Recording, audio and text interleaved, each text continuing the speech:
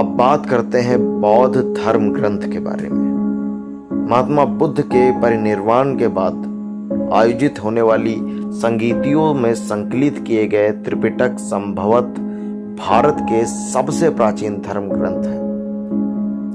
विद्वानों के अनुसार त्रिपिटक का शाब्दिक अर्थ टोकरी है। त्रिपिटकों की संख्या 3 है: सुत्त पिटक, विनय पिटक और अभिधम्म पिटक।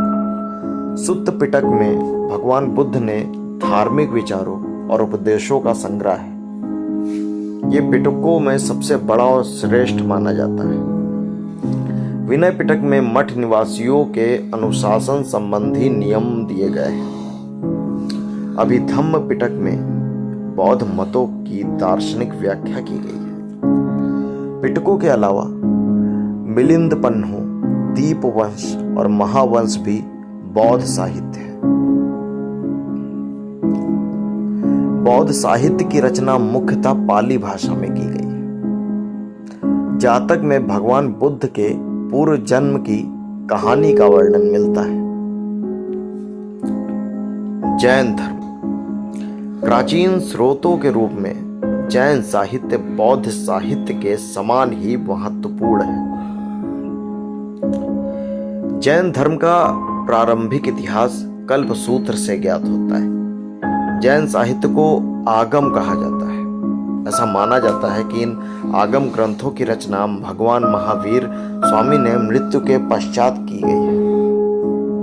ऐतिहासिक एवं समसामयिक ग्रंथ सोर्स ऑफ इंडियन हिस्ट्री के लिए ऐतिहासिक एवं समसामयिक ग्रंथ महत्वपूर्ण है। इन साहित्य ग्रंथों से तत्कालीन भारतीय समाज के राजनीतिक, आर्थिक और सांस्कृतिक बातों को जानने समझने में मदद मिलती है। अर्थशास्त्र आचार्य चाणक्य द्वारा रचित ये ग्रंथ संभवतः भारत का प्रथम राजनीतिक साहित्य माना जाता है। इस ग्रंथ में 600 श्लोक हैं। मौर्यकालीन इतिहास को जानने समझने में मदद मिलती है।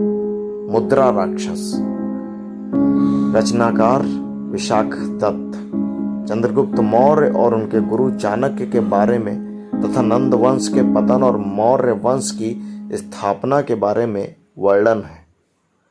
पाणिनि रचित अष्टाध्यायी और महर्षि पतंजलि द्वारा रचित महाभाष्य मूलतः व्याकरण है,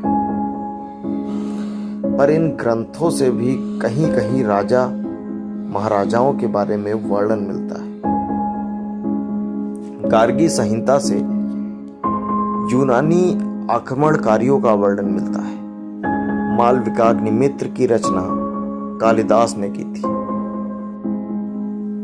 इस ग्रंथ से पुष्यमित्र शुंग और उसके पुत्र अग्निमित्र के समय होने वाले राजनीतिक घटनाक्रम साथ ही साथ यवनों के संघर्ष का भी विवरण मिलता है। हर्षचरित की रचना 7वीं शताब्दी के पूर्वार्ध में सम्राट हर्षवर्धन के राज्य कवि बाणभट्ट ने की थी। इस ग्रंथ से राजा हर्ष के समय भारत के इतिहास का वर्णन मिलता है।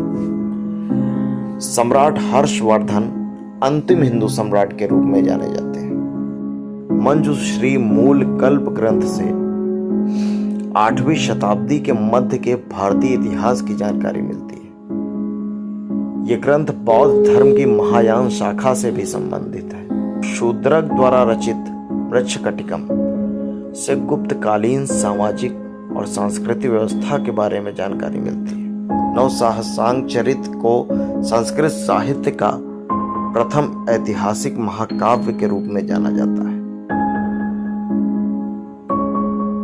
राजतरंगिणी की रचना कल्हड़ ने की है, जो कि कश्मीर के तत्कालिक इतिहास पर आधारित है। इस ग्रंथ का और भी महत्व इसलिए है कि कल्हड़ ने सबसे पहली बार संस्कृत साहित्य को क्रमबद्ध रूप से लिखने का प्रयास किया।